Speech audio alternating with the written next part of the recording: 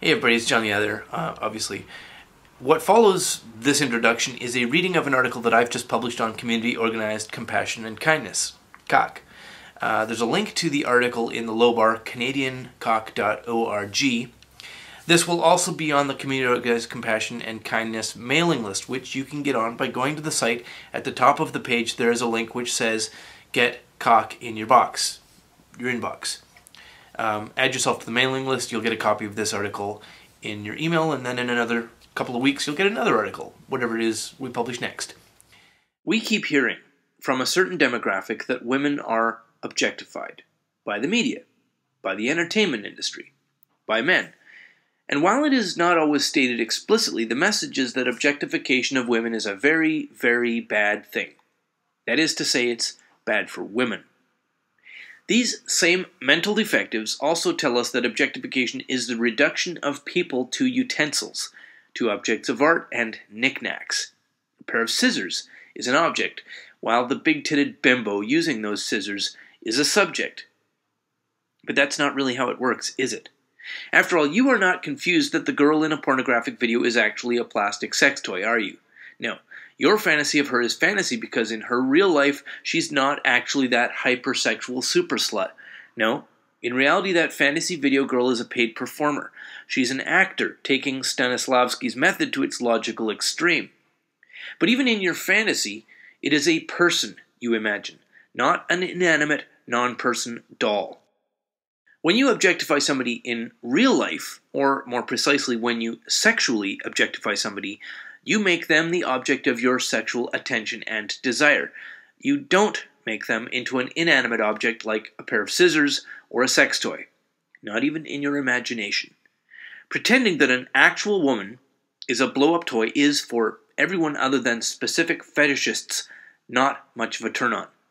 If this was not true, sex dolls would be a bit more than the niche market they are.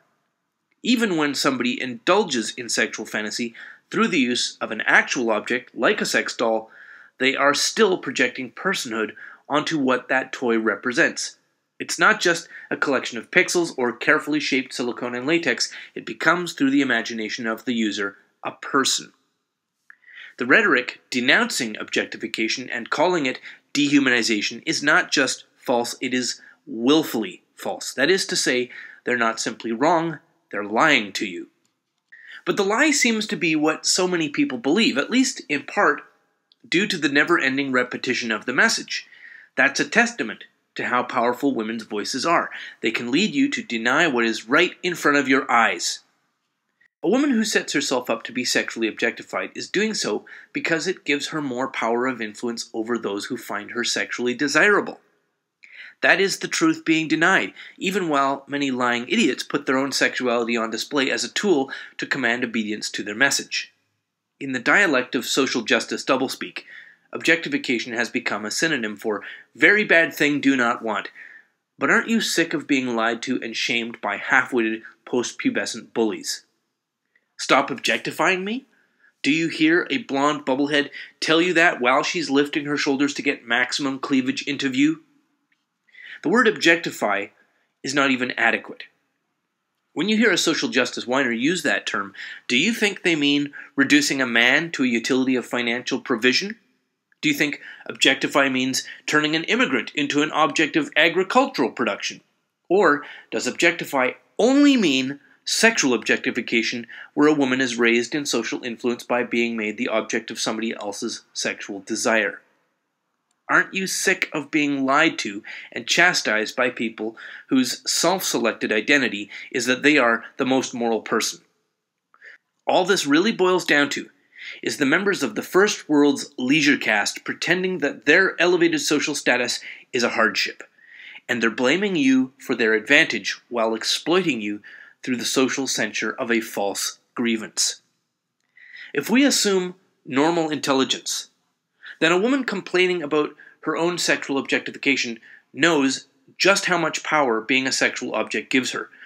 And so does every other child woman who has ever had her drink or her meal paid for. And if you're a woman, and you've been sexually objectified, it doesn't mean a man thinks you're a pair of scissors or an object of art or a sex appliance. It means you're the person he wants to fuck, and that gives you influence over him. So please stop lying, because that's not sexy at all. So that's the reading. That'll be in the Community Organized Compassion and Kindness mail update, which you can get on. Follow the link in the low bar, click the link that says Get Cock in Your Box. And as always, thanks very much for watching and have a lovely day.